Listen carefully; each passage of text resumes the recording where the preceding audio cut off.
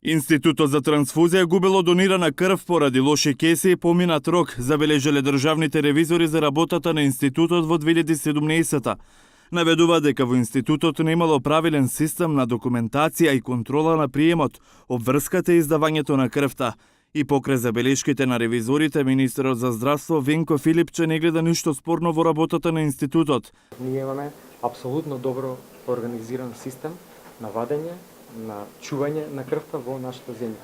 Тоа што беше спомнато во некои медиуми беше забелешка за квалитетот на кесите и за фрлањето на крвта. Можам одговорно да кажам, а за тоа ќе има изјави од директорот на Институтот за трансфузиологија дека се користат најсовремените кеси за чување на крв од еден од најреномираните светски производители.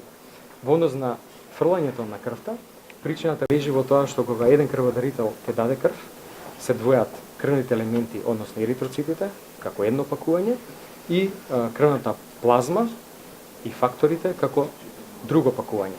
За жал, рокот на чување на еритроцитите е многу пократок.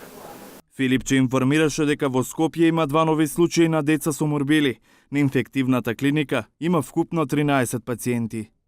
Вчерашниот ден го завршивме со некаде на 100 вакцинирани и сега чекаме анализа во ден. Значи, интересот апсолутно не е намален, што е потек за поздравување на родителите.